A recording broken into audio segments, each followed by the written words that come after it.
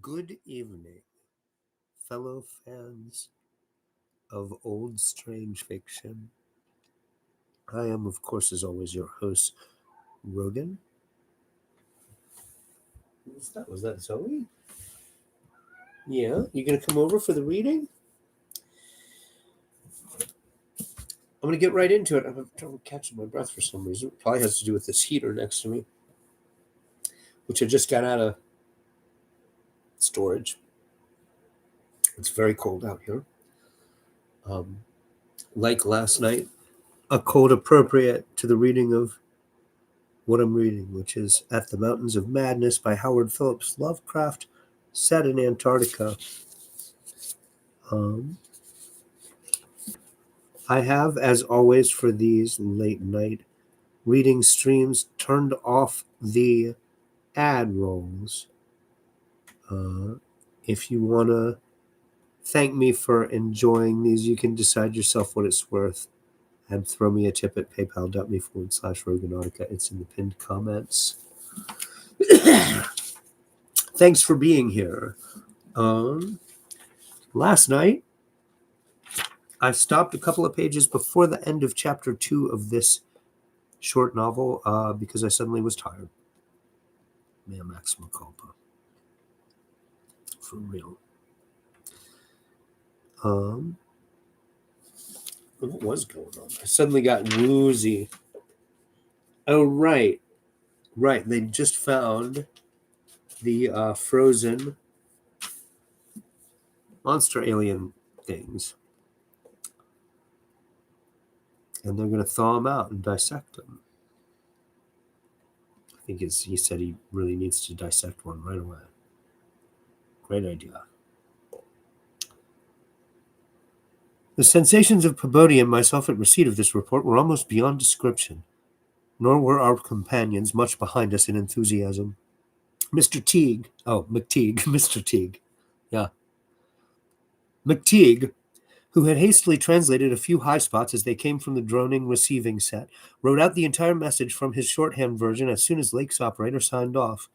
All appreciated the epoch-making significance of the discovery, and I sent Lake congratulations as soon as the Arkham's operator had repeated back the descriptive parts as requested, and my example was followed by Sherman from his station at the McMurdo Sound Supply Cache, as well as by Captain Douglas of the Arkham. Later, as head of the expedition, I added some remarks to be relayed through the Arkham to the outside world. Of course, rest was an absurd thought amidst this excitement, and my only wish was to get to Lake's camp as quickly as I could. It disappointed me when he sent word that a rising mountain gale made early aerial travel impossible. But within an hour and a half, interest again rose to banish disappointment. Lake was sending more messages, and told of the completely successful transportation of the 14 great specimens to the camp. It had been a hard pull, for the things were surprisingly heavy, but 9 men had accomplished it very neatly. Now some of the party were hurriedly building a snow corral at a safe distance from the camp, to which the dogs could be brought for greater convenience in feeding. The specimens were laid out on the hard snow near the camp, save for one on which Lake was making crude attempts at dissection. This dissection seemed to be a greater task than had been expected, for despite the heat of a gasoline stove and the newly raised laboratory tent, the deceptively flexible tissues of the chosen specimen, a powerful and intact one, lost nothing of their more than leathery toughness. Lake was puzzled as to how he might make the requisite incisions without violence destructive enough to upset all the structural niceties he was looking for. He had, it is true, 7 more perfect specimens, but these were too few to use up recklessly, unless the cave might later yield an unlimited supply. Accordingly, he removed the specimen and dragged in one which, though having remnants of the starfish arrangements at both ends, was badly crushed and partly disrupted along one of the great torso furrows. Results, quickly reported over the wireless, were baffling and provocative indeed. Nothing like delicacy or accuracy was possible with instruments hardly able to cut the anomalous tissue, but the little that was achieved left us all awed and bewildered.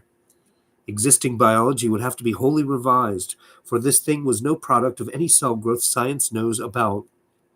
There had been scarcely any mineral replacement, and despite an age of perhaps 40 million years, the internal organs were wholly intact. The leathery, undeteriorative, and almost indestructible quality was an inherent attribute of the thing's form of organization, and pertained to some Paleogean cycle of invertebrate evolution utterly beyond our powers of speculation. At first, all that Lake found was dry, but as the heated tent produced its thawing effect, organic moisture of pungent and offensive odor was encountered toward the thing's uninjured side. It was not blood, but a thick, dark green fluid apparently answering the same purpose. By the time Lake reached this stage, all 37 dogs had been brought to the still uncompleted corral near the camp, and even at that distance set up a savage barking and show of restlessness at the acrid, diffusive smell.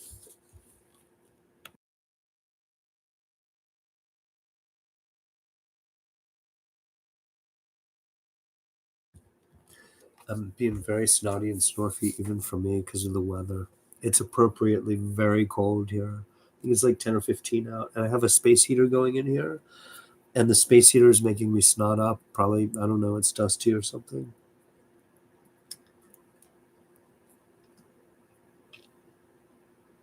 Where was I? Far from helping to place the strange entity, this provisional dissection merely deepened its mystery. All guesses about its external members had been correct, and on the evidence of these one could hardly hesitate to call the thing animal, but internal inspection brought up so many vegetable evidences that Lake was left hopelessly at sea, so to speak. Thank you very much. I'm just trying to help. It had digestion and circulation, and eliminated waste matter through the reddish tubes of its starfish-shaped base. Cursorily, one would say that its respiratory apparatus handled oxygen rather than carbon dioxide, and there were odd evidences of air storage chambers and methods of shifting respiration from the external orifice to at least two other fully developed breathing systems, gills and pores. Clearly, it was amphibian and probably adapted to long airless hibernation periods as well. Vocal organs seemed present in connection with the main respiratory system, but they presented anomalies beyond immediate solution. Articulate speech, in the sense of syllable utterance, seemed barely conceivable, but musical piping notes covering a wide range were highly probable. Where have I heard that description before? The muscular system was almost preternaturally developed. The nervous system was so complex and highly developed as to leave Lake aghast. Though excessively primitive and archaic in some respects, the thing had a set of ganglial centers and connectives arguing the very extremes of specialized development. Its five-lobed brain was surprisingly advanced, and there were signs of a sensory equipment served in part through the wiry cilia of the head, involving factors alien to any other terrestrial organism. Probably it had more than five senses, so that its habits could not be predicted from any existing analogy.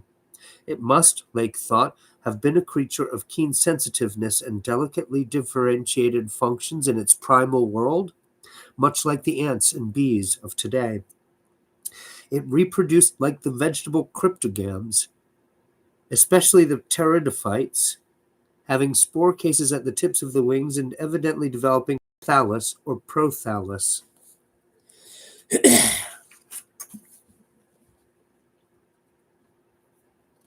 Warning, my connection is unstable.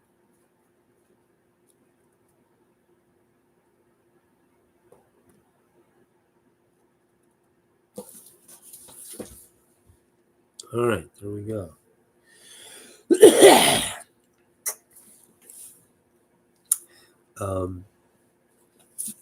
Yeah, great. Unstable connection, that's really helpful. But to give it a name at this stage was mere folly. It looked like a radiate, but was clearly something more. It was partly vegetable, but had three-fourths of the essentials of animal structure. That it was marine in origin, its symmetrical contour, and certain other attributes clearly indicated, yet one could not be exact as to the limit of its later adaptations. The wings, after all, held a persistent suggestion of the aerial.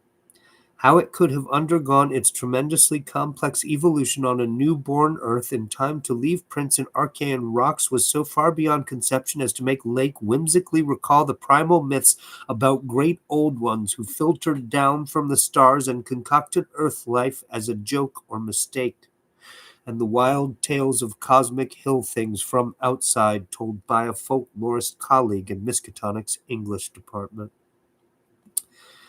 Naturally, he considered the possibility of the Precambrian prints having been made by a less evolved ancestor of the present specimens, but quickly rejected this too facile theory upon considering the advanced structural qualities of the older fossils. If anything, the later contours showed decadence rather than higher evolution.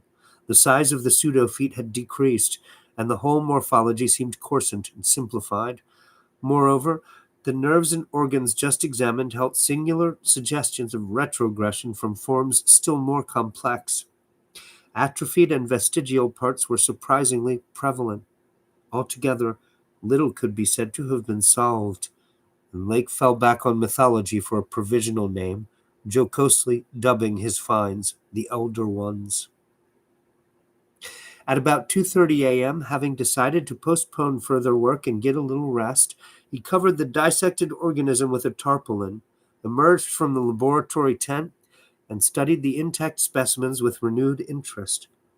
The ceaseless Antarctic sun had begun to limber up their tissues a trifle, so that the head points and tubes of two or three showed signs of unfolding, but Lake did not believe there was any danger of immediate decomposition in the almost sub-zero air. He did, however, move all the undissected specimens closer together and throw a spare tent over them in order to keep off the direct solar rays. That would also help to keep their possible scent away from the dogs, whose hostile unrest was really becoming a problem even at their substantial distance and behind the higher and higher snow walls, which an increased quota of the men were hastening to raise around their quarters. He had to weight down the corners of the tent cloth with heavy blocks of snow to hold it in place amidst the rising gale, for the Titan Mountains seemed about to deliver some gravely severe blasts. Early apprehensions about sudden Antarctic winds were revived, and under Atwood's supervision precautions were taken to bank the tents, new dog corral, and crude airplane shelters with snow on the mountainward side. These latter shelters, begun with hard snow blocks during odd moments, were by no means as high as they should have been, and Lake finally detached all hands from other tasks to work on them. It was after 4 when Lake at last prepared to sign off and advised us all to share the rest period his outfit would take when the shelter walls were a little higher. He held some friendly chat with Pabodie over the ether and repeated his praise of the really marvelous drills that had helped him make his discovery. Atwood also sent greetings and praises. I gave Lake a warm word of congratulation, owning up that he was right about the western trip, and we all agreed to get in touch by wireless at 10 in the morning. If the gale was then over, Lake would send a plane for the party at my base. Just before retiring, I dispatched a final message to the Arkham with instructions about toning down the day's news for the outside world, since the full details seemed radical enough to rouse a wave of incredulity until further substantiated.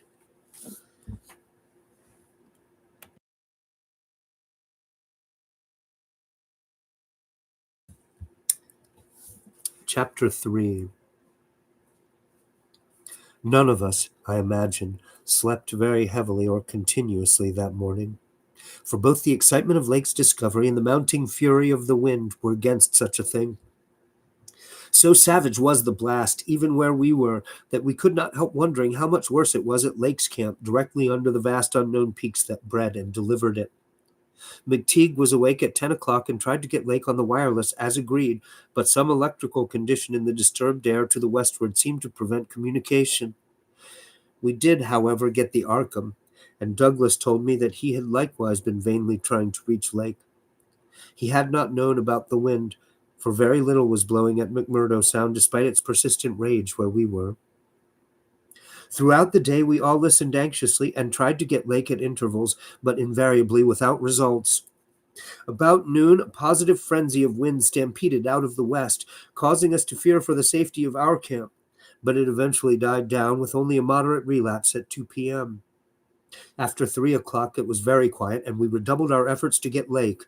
Reflecting that he had 4 planes, each provided with an excellent shortwave outfit, we could not imagine any ordinary accident capable of crippling all his wireless equipment at once. Nevertheless, the stony silence continued, and when we thought of the delirious force the wind must have had in his locality, we could not help making the most direful conjectures.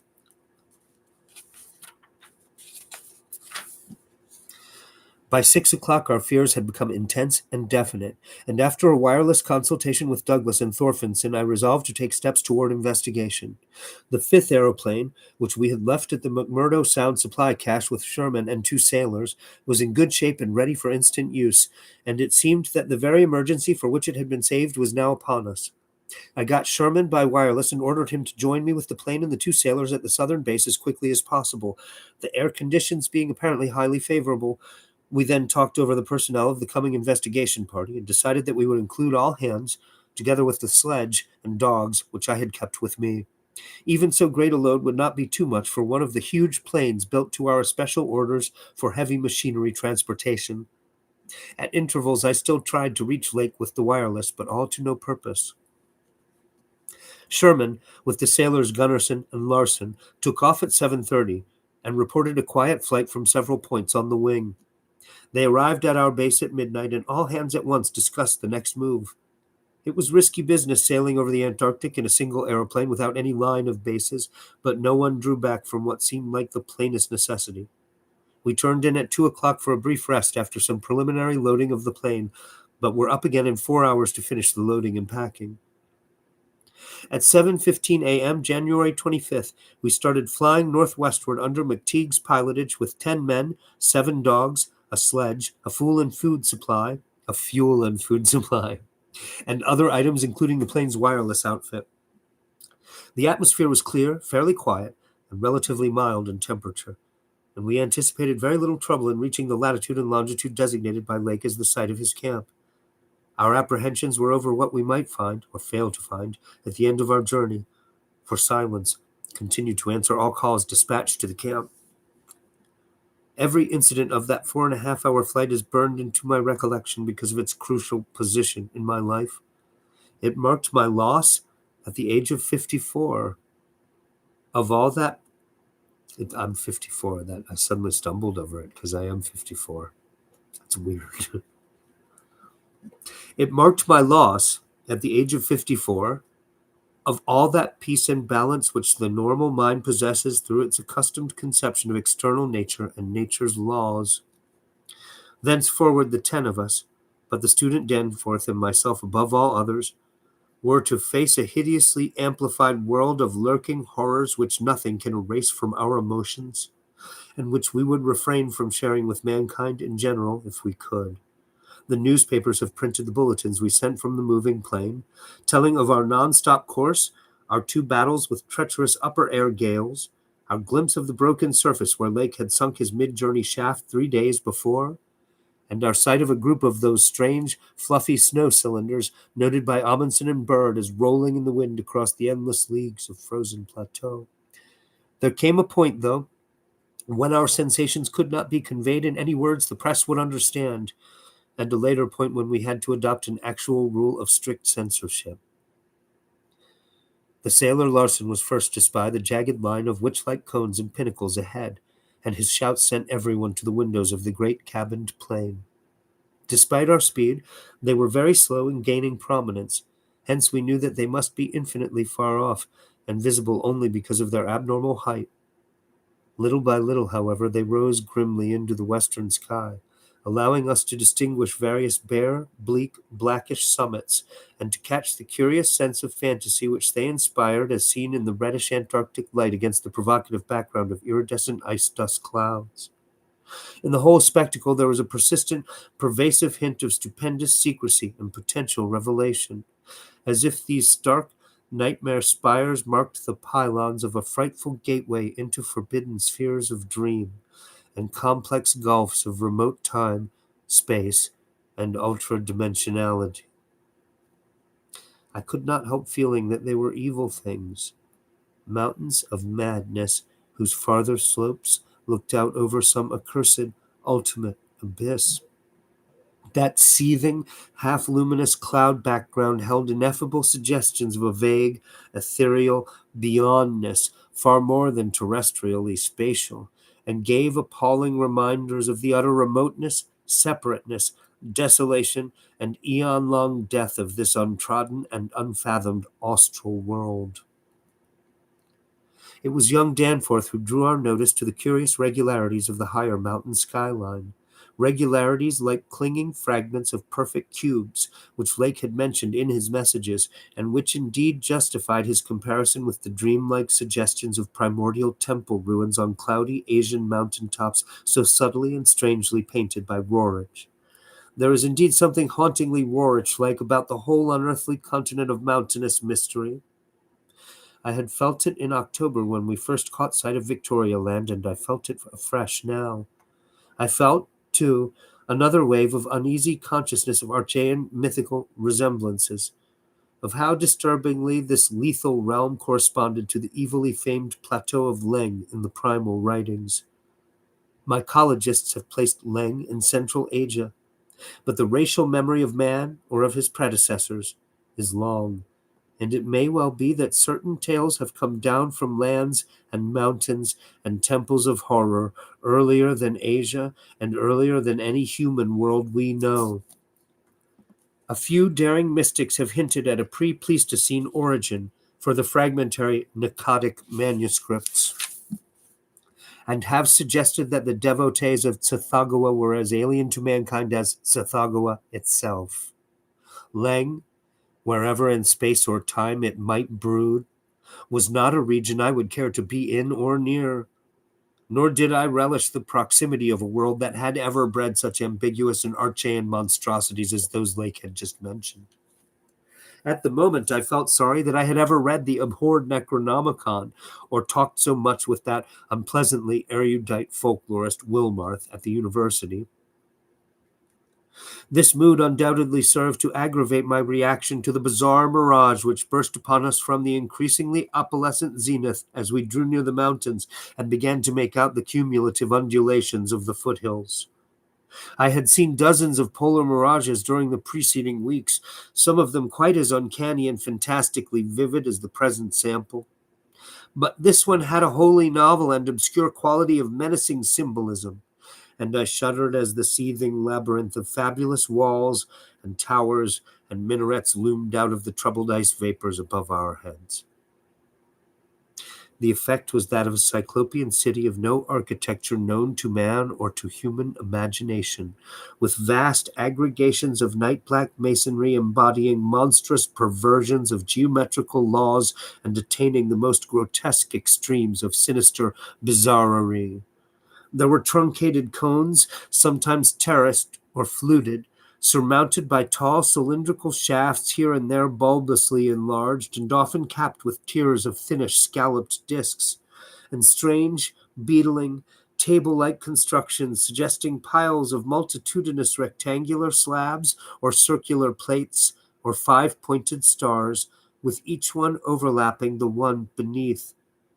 There were composite cones and pyramids either alone or surmounting cylinders or cubes or flatter truncated cones and pyramids, and occasional needle-like spires in curious clusters of five.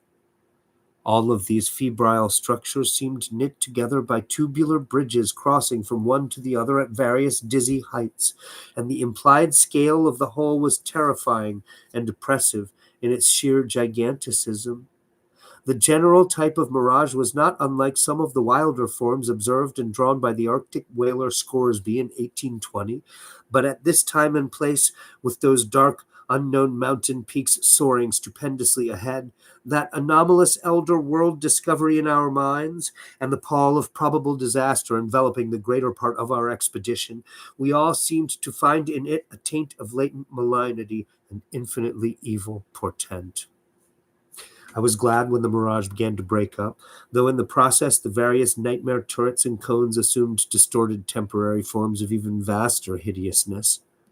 As the whole illusion dissolved to churning opalescence, we began to look earthward again, and saw that our journey's end was not far off. The unknown mountains ahead rose dizzyingly up like a fearsome rampart of giants, their curious regularities showing with startling clearness even without a field glass.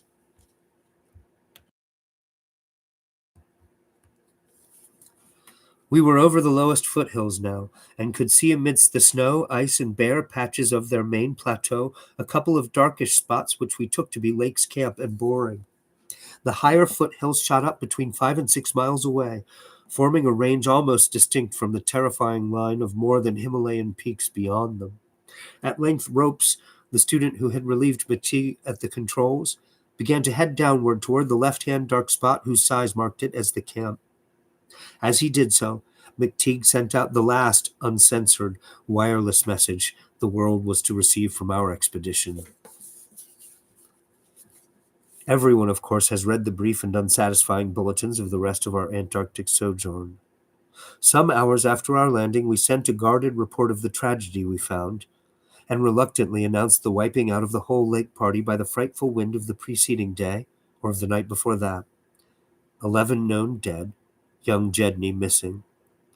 People pardoned our hazy lack of details through realization of the shock the sad event must have caused us, and believed us when we explained that the mangling action of the wind had rendered all 11 bodies unsuitable for transportation outside.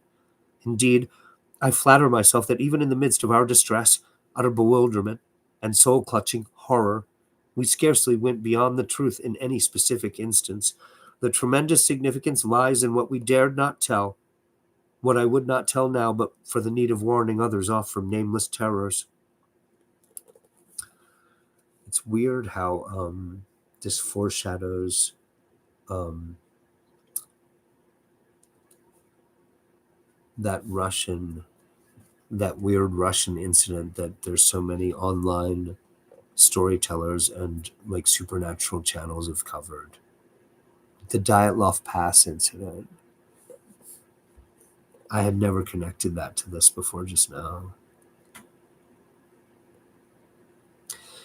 It is a fact that the wind had wrought dreadful havoc. Whether all could have lived through it even without the other thing is gravely open to doubt. The storm, with its fury of madly driven ice particles, must have been beyond anything our expedition had encountered before. One aeroplane shelter, all it seems had been left in a far too flimsy and inadequate state, was nearly pulverized, and the derrick at the distant boring was entirely shaken to pieces. The exposed metal of the grounded planes and drilling machinery was bruised into a high polish, and 2 of the small tents were flattened despite their snow banking. Wooden surfaces left out in the blast were pitted and denuded of paint, and all signs of tracks in the snow were completely obliterated. It is also true that we found none of the Archean biological objects in a condition to take outside as a whole.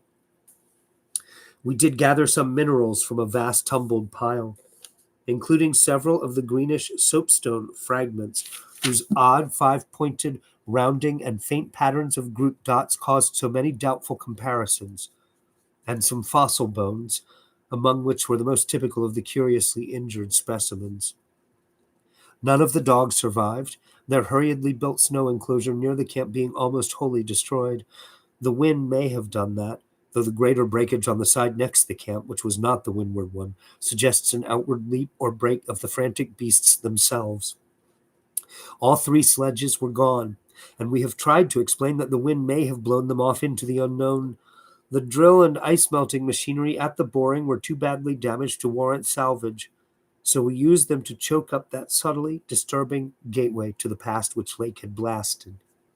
We likewise left at the camp the 2 most shaken up of the planes, since our surviving party had only 4 real pilots, Sherman, Danforth, McTeague, and Ropes in all, with Danforth in a poor nervous shape to navigate. We brought back all the books, scientific equipment, and other incidentals we could find, though much was rather unaccountably blown away. Spare tents and furs were either missing or badly out of condition.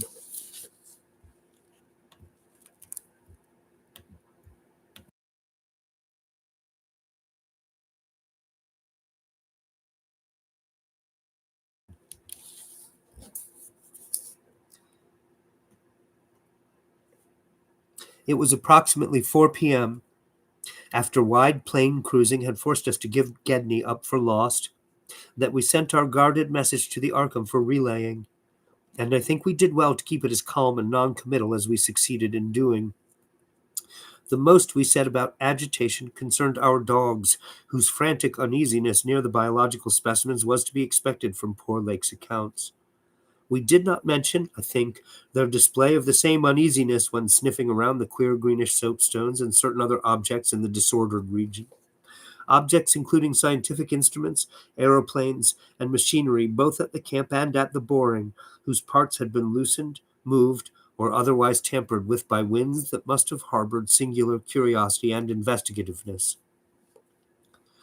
About the 14 biological specimens we were pardonably indefinite. We said that the only ones we discovered were damaged, but that enough was left of them to prove Lake's description wholly and impressively accurate. It was hard work keeping our personal emotions out of this matter, and we did not mention numbers or say exactly how we had found those we did find. We had by that time agreed not to transmit anything suggesting madness on the part of Lake's men, and it surely looked like madness to find 6 imperfect monstrosities carefully buried upright in 9-foot snow graves under 5-pointed mounds, punched over with groups of dots in patterns exactly like those on the queer greenish soapstones dug up from Mesozoic or Tertiary times. The 8 perfect specimens mentioned by Lake seemed to have been completely blown away. We were careful, too, about the public's general peace of mind. Hence Danforth and I said little about that frightful trip over the mountains the next day. It was the fact that only a radically lightened plane could possibly cross a range of such height which mercifully limited that scouting tour to the 2 of us.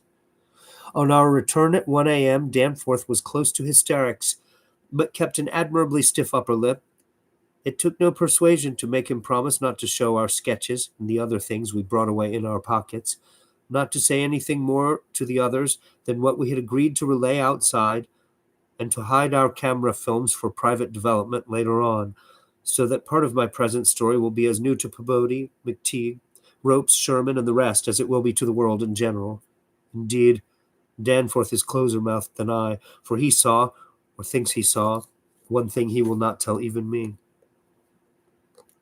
As all know, our report included a tale of a hard ascent, a confirmation of Lake's opinion that the great peaks are of Archean slate, and other very primal crumpled strata unchanged since at least Middle Comencian times, a conventional comment on the regularity of the clinging cube and rampart formations, a decision that the cave mouths indicate dissolved calcareous veins, a conjecture that certain slopes and passes would permit of the scaling and crossing of the entire range by seasoned mountaineers, and a remark that the mysterious other side holds a lofty and immense super-plateau as ancient and unchanging as the mountains themselves, 20,000 feet in elevation, with grotesque rock formations protruding through a thin glacial layer, and with low gradual foothills between the general plateau surface and the sheer precipices of the highest peaks.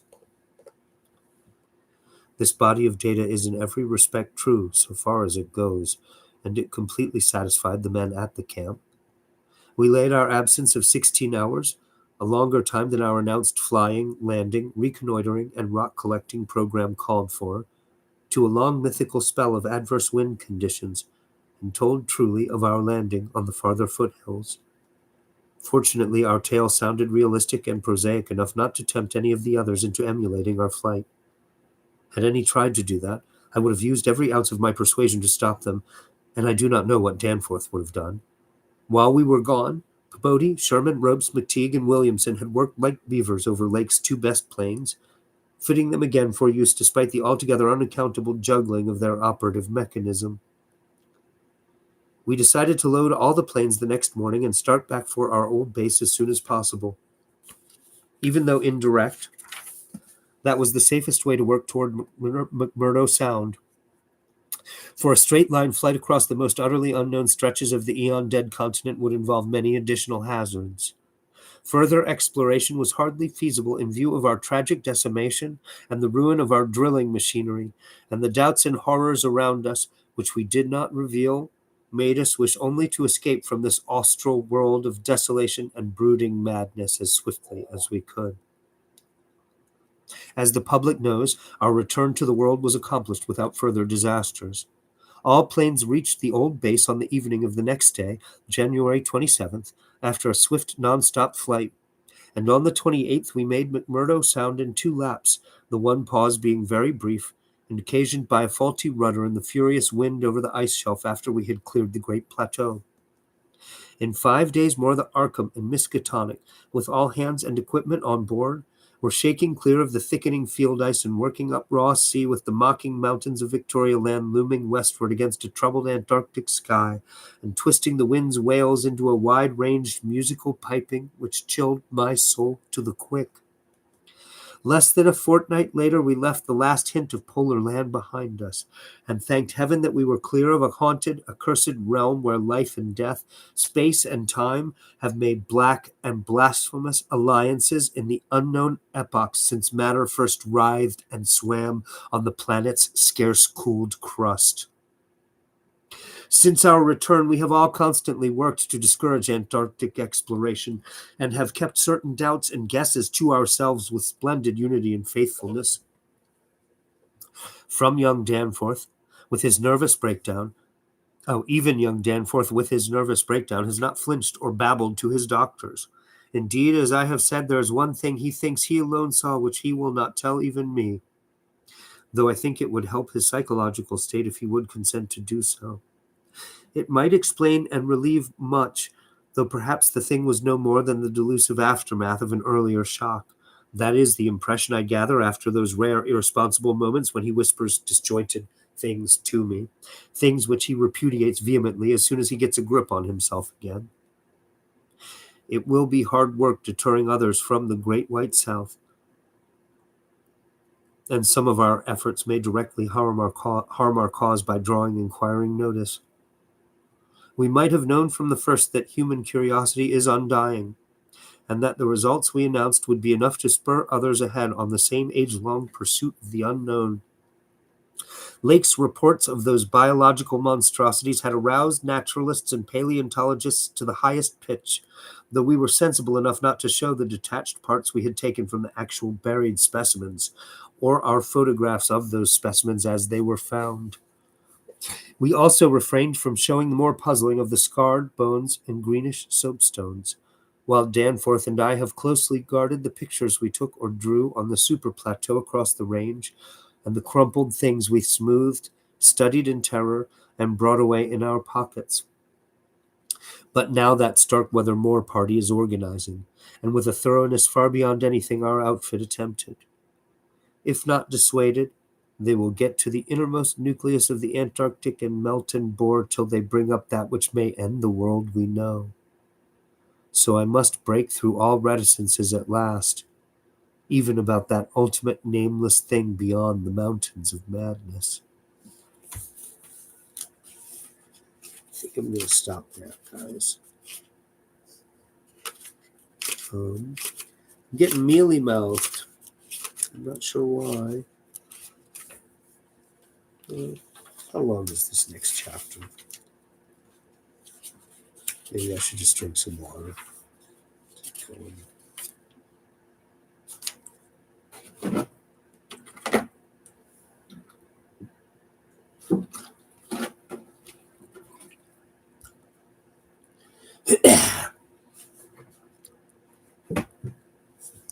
Hold on.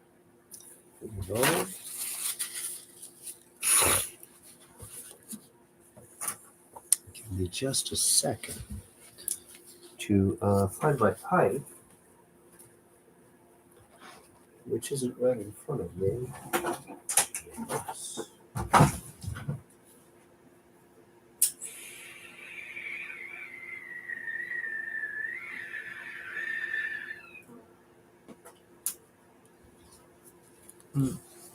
It's the piping and whistling noise those things make in the mountains of madness.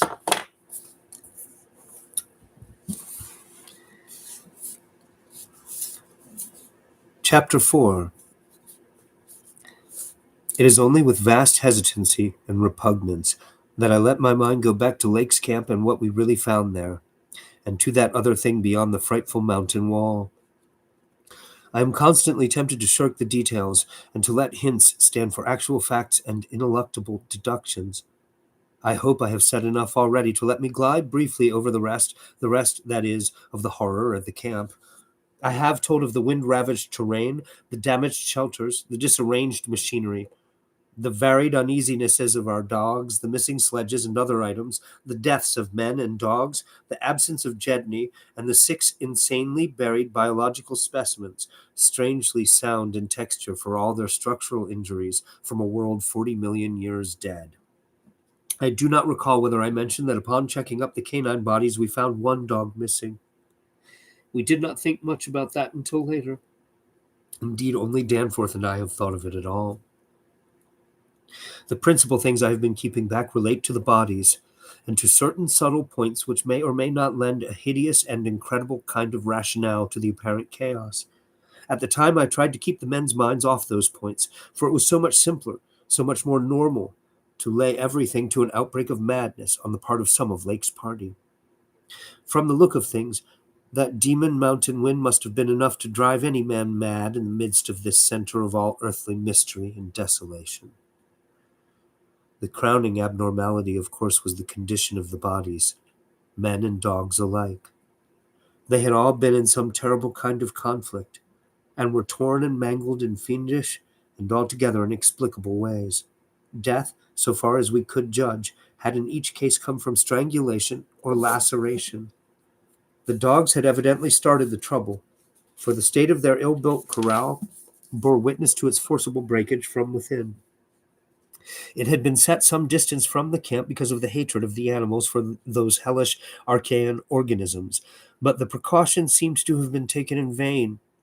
When left alone in that monstrous wind behind flimsy walls of insufficient height, they must have stampeded, whether from the wind itself or from some subtle, increasing odor emitted by the nightmare specimens, one could not say.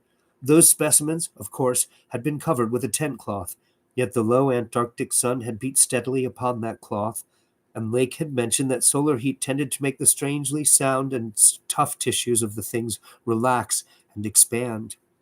Perhaps the wind had whipped the cloth from over them and jostled them about in such a way that their more pungent olfactory qualities became manifest despite their unbelievable antiquity. You want that open pie?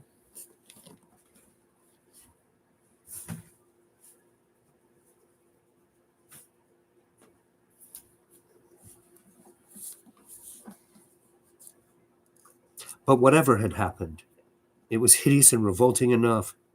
Perhaps I had better put squeamishness aside and tell the worst at last, though with a categorical statement of opinion, based on the first-hand observations and most rigid deductions of both Danforth and myself, that the then missing Jedney was in no way responsible for the loathsome horrors we found. I have said that the bodies were frightfully mangled. Now I must add that some were incised and subtracted from in the most curious, cold-blooded, and inhuman fashion. It was the same with dogs and men. All the healthier, fatter bodies, quadrupedal or bipedal, had had their most solid masses of tissue cut out and removed as by a careful butcher, and around them was a strange sprinkling of salt taken from the ravaged provision chests on the plains, which conjured up the most horrible associations. The thing had occurred in one of the crude aeroplane shelters from which the plane had been dragged out, and subsequent winds had effaced all tracks which could have supplied any plausible theory. Scattered bits of clothing, roughly slashed from the human incision subjects, hinted no clues. It is useless to bring up the half impression of certain faint snow prints in one shielded corner of the ruined enclosure, because that impression did not concern human prints at all, but was clearly mixed up with all the talk of fossil prints which poor Lake had been giving throughout the preceding weeks. One had to be careful of one's imagination in the lee of those overshadowing mountains of madness. As I have indicated, Jedney and one dog turned out to be missing in the end.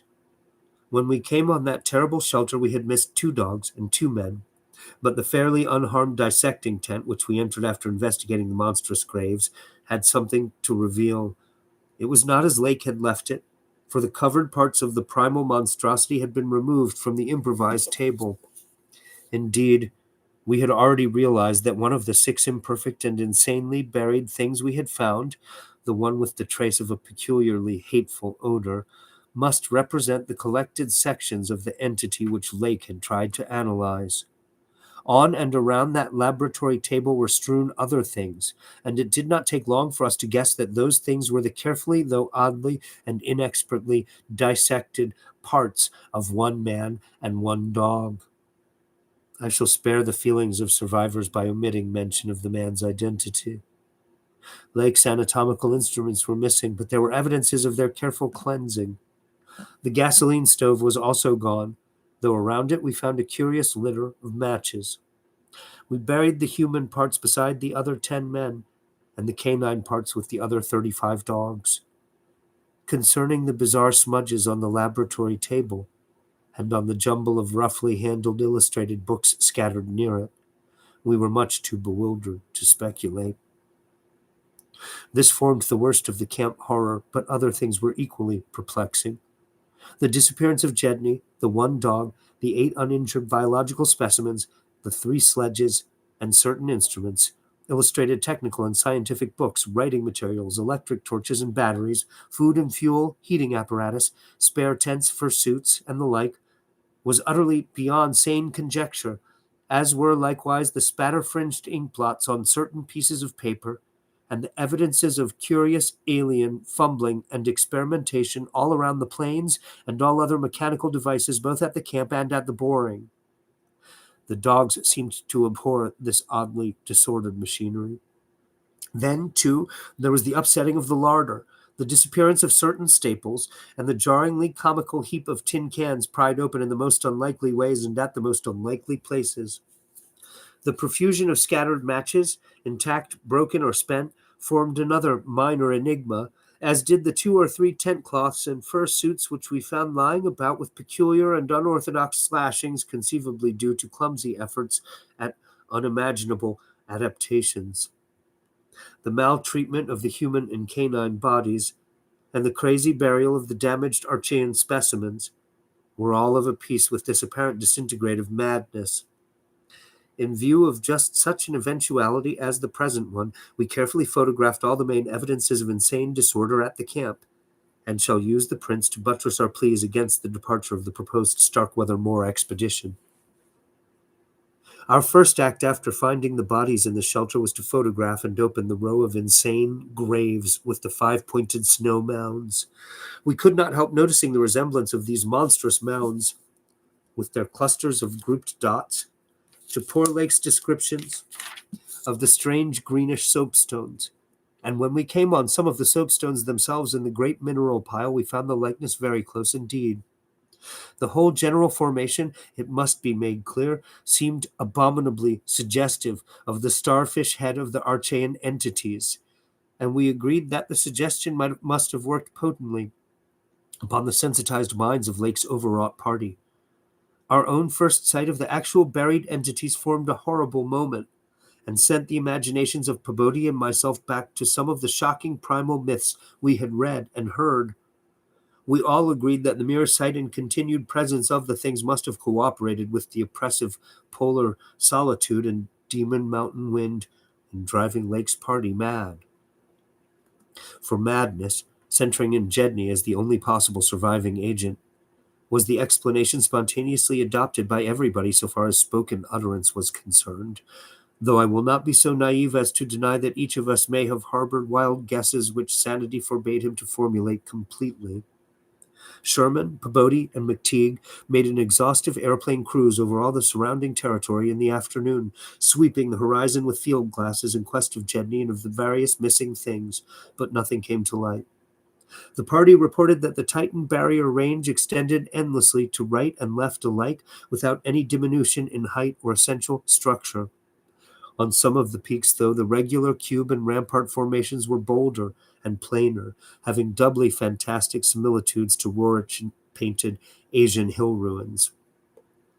The distribution of cryptical cave mouths on the black snow-denuded summits seemed roughly even as far as the range could be traced.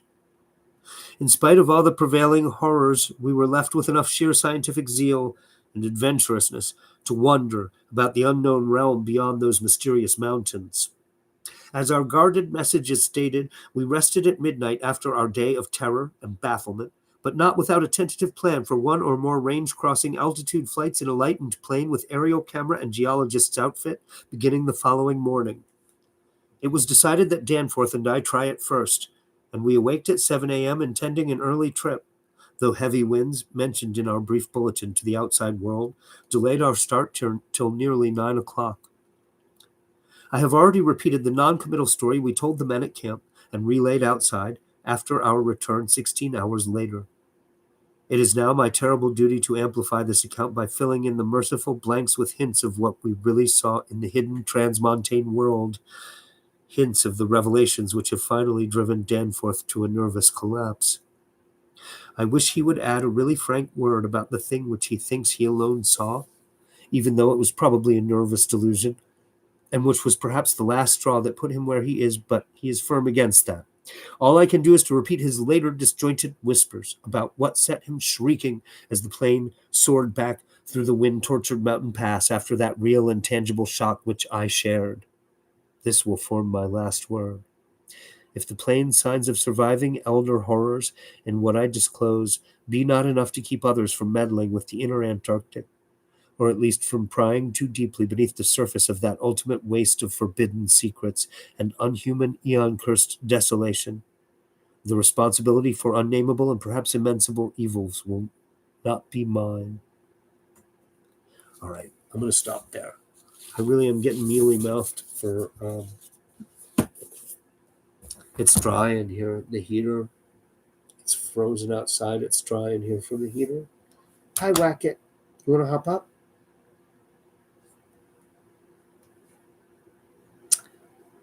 I will see you guys in the next one.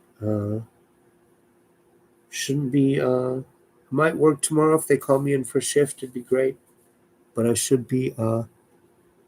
Hey, thanks for being here. I will be back with more of this tomorrow. It's going to be at least 2 or 3 more nights reading Mountains of Madness. I do a chat stream from about 9 to about 12:30 is what I'm aiming for, and then I come in here and read until I'm all tuckered out. I'll see you guys in the next one. Subscribe, and if you want to throw me a tip at the paypal.me/Roganautica link, thank you in advance.